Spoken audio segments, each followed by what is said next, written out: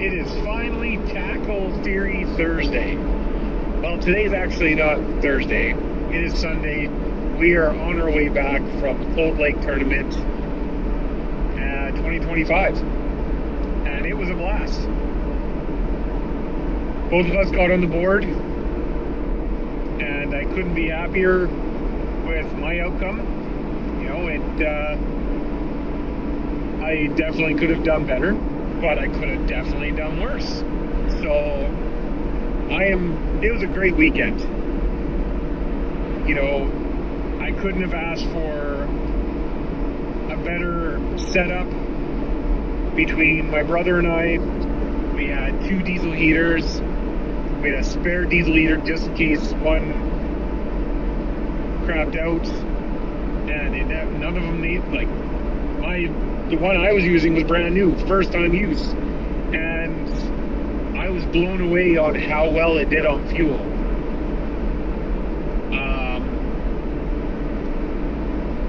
We easily got between 10 and 12 hours off of half a tank.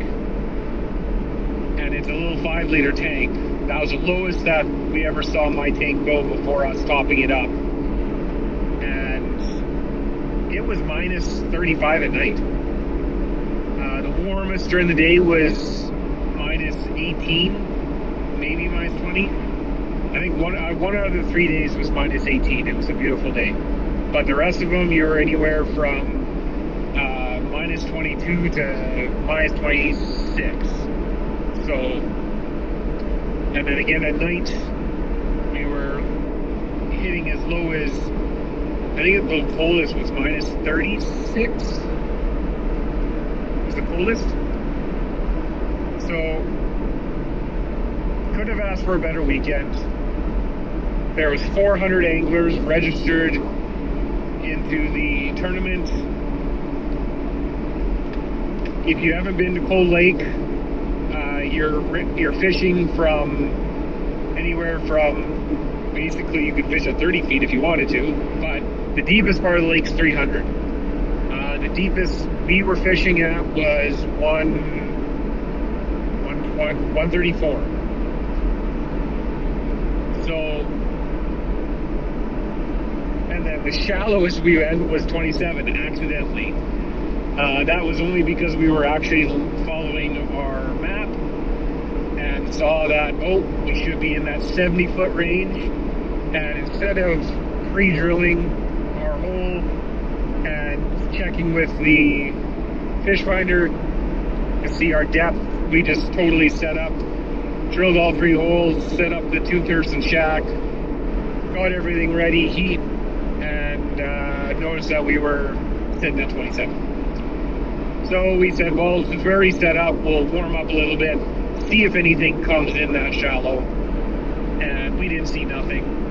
So we moved out, drilled 3 other holes, found 50 feet, found 90 feet, and then we ended up sticking around 73 feet, I think it was. 73, 76. And where we stuck, and this was all today, this last day, we ended up actually being on a nice shelf that went from that 50 mark all the way down to 95. So we were able to really see the lake trout come in from the shallows, go into come in from the depths to the shallows, and vice versa. And there was actually quite a lot of lake trout that were in lower than that 50-foot range. Chad was able to hook up on 2 different fish and get them on the board. He got 1 on Friday in the spot that we set up. And the spot we set up wasn't originally where we planned. Where we first planned, it was too shallow. And then we moved out again and hit 45 feet. And then we moved out further. And again, we're on 47 feet. And we think it was a glitch in the Garmin, because suddenly we jumped where we ended up setting up. We were sitting at that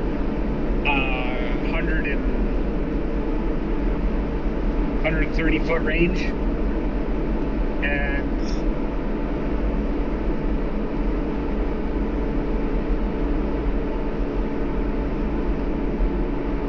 so looking back, again, this was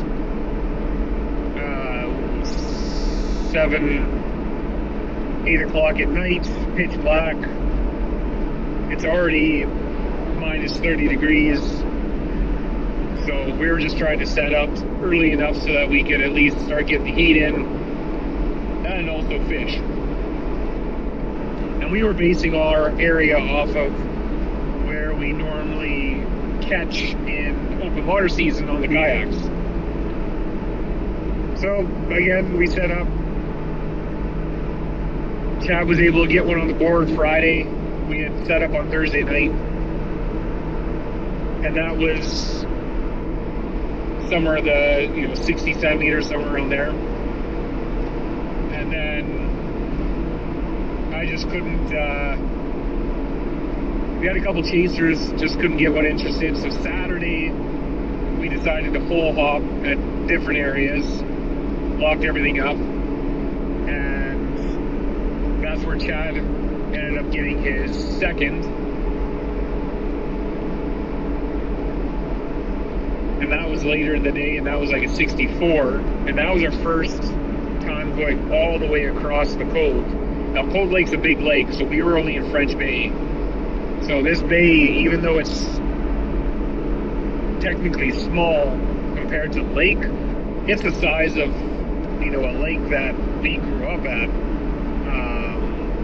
So it's a very large bay compared to other lakes that we fish.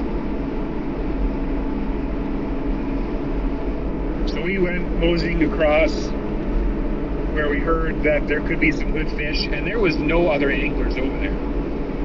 There was one tent set up, but nobody was there each day that we went. And across that whole ridge, there was no anglers in sight. Everyone else was out in the peak, out where we originally set up.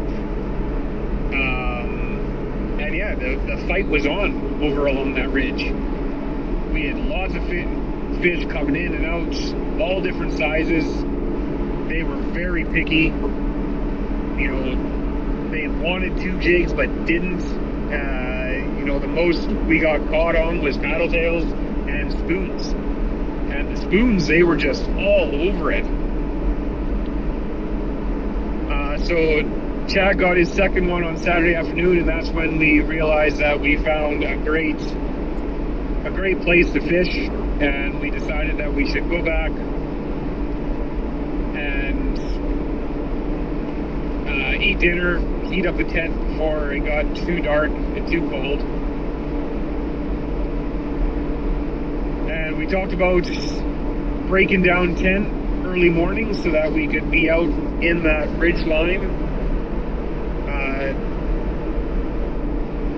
before the morning bite or during the morning bite. And yeah, we got over there, set up just near where we were yesterday, on the Saturday. Saw some fish, didn't land any. And then, or is that where I got, no, sorry, that is where I landed my first lake trout. That was a 52 centimeter, which got me on the board, and then it just died off. It just totally dead. Waited about half an hour, and one maybe came through where, there was, every couple minutes, there was the fish somewhere, and sometimes 2 or 3, up to 5 at a time on the LiveScope. So we ended up moving, and I lost 3 in that new section, and I had a beautiful lake trout right at the ice, and he was a fighter. I thought I was going to break my line, but luckily I didn't. And unfortunately, once he hit the edge of the ice, it comes through the hole. Even though it's a 10-inch hole, these lake trout can be massive. And yeah, he floated right up horizontal with the ice, and when I went to pull him through the ice, the spoon hit the edge and helped knock it out of his mouth, and he was gone. And that would have really put me on the board. Not compared to a lot of the anglers, because a lot of them had 3 fish that were anywhere from 50 to 70 centimeters, but I still, you know, I still could have been higher up on the leaderboard having that bigger fish. So yeah, so it ended up being great time. You know, my brother and I are always out doing something together when we get the chance. Always have. Growing up, we were more like best friends than brothers in that sense. So it's great to have him around, and both love to fish, and either on the kayak or ice fishing. We'll fish on the boat, but the kayak and ice fishing are our main two ways of going out.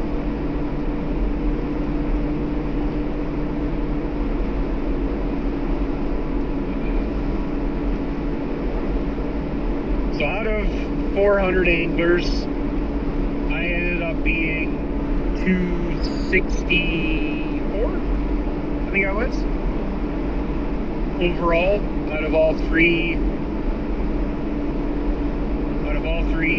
days of fishing. And you know, there was, out of 400 anglers, there was 130 something skunked. So to have, and who knows how many people actually didn't go. You know, it's normally not, last year was not minus 30. You know, I think the coldest we dealt with was like minus 20. The one day we came out was like minus 10. You were in your sweater, maybe minus 10. You were in your sweater fishing around. So yeah, like I said, couldn't be happier with where I placed. Last year when we went to this tournament, we were not registered. We just went out to, as we never went ice fishing before on Cold Lake. We had the opportunity, we knew people that were out there, so we wanted to go out to meet up with them and learn some tips and tricks on ice fishing on Cold Lake, because it's totally different than in open water. And we, at that time, we had never fished or ice fished in 90 to 100 and something feet of water. Normally when you're ice fishing, the other lakes that we're in, you're anywhere from 15 to maybe 40 feet, maybe. So fishing in water that's double to 3 times the depth of our normal lakes is a whole different ballgame.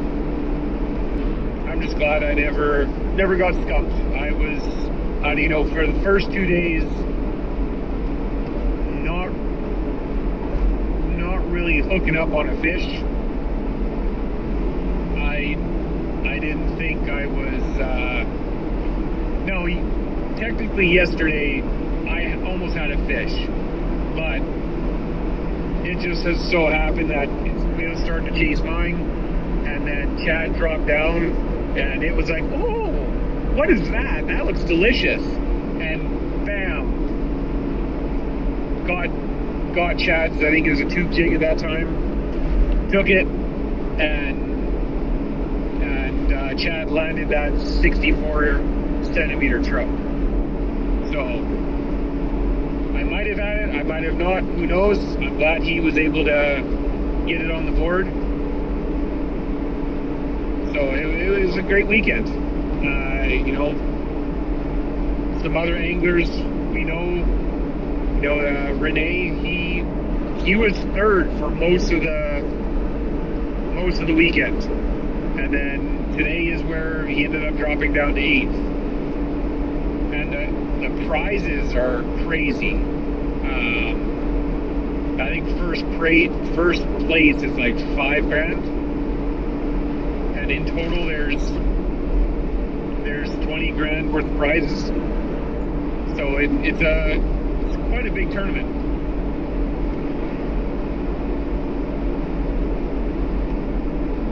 Totally look forward to next year. We learned a lot this year, so we're hoping to go a little earlier.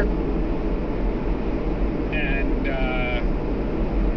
but next year, if we end up going late again and having to set up early, I'm sure we're gonna do it where even if we're having to set up on the west side of the lake, we're only going to set up so much just to get us through the night, and then the next morning we'll quickly tear down and move.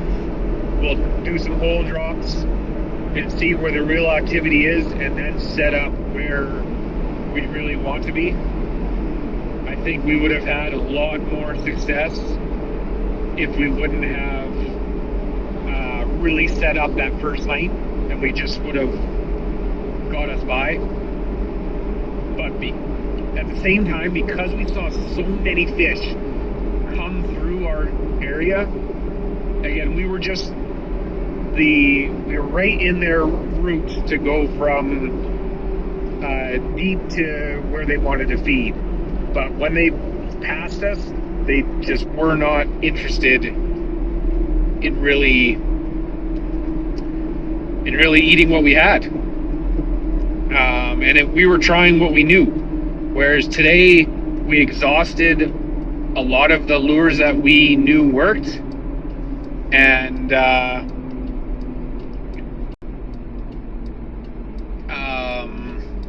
started trying new lures that we hadn't tried yet, and that's where I got most of the activity, was because I was trying spoons that I just had not tried. And at the end, I tried this massive spoon that was a good 7-inch spoon at least, and they wanted it. I had 2 Lakers chase after it. Didn't take it, but they wanted it. They were trying their hardest to go for it, and I ended up dropping it back down and smacking. We're picturing it smacking it in the head or face, and then it scared it off. That's the great thing about LiveScope, is that you can really see what's going on, where lure's going, where the fish is coming in from. Are they spinning around to go back after your lure? LiveScope is definitely the way to go. I'm going to upgrade to a bigger screen for ice fishing. I know the newer models than what I have for the screen can Bluetooth to your phone, and then that allows you to portray it elsewhere, or even hook up an HDMI right to the back of the Garmin. Then you set up a TV, and now you've got an awesome screen for example, when we're mainly set up in the main hut. The little 7-inch that we're running was great for the 2-seater hopping around, and it's nice size for the kayak, so that's why I got it. Was a great size for where I wanted it on my first kayak, and it was the budget friendly version that you could set up LiveScope. But we'll get to that LiveScope setup in a different episode. I'm sure some people are interested in my budget setup and how I was able to get it at half the cost of all the others. So that's it for Tackle Theory Thursday. Thanks for tuning in, and we'll see you in the next one.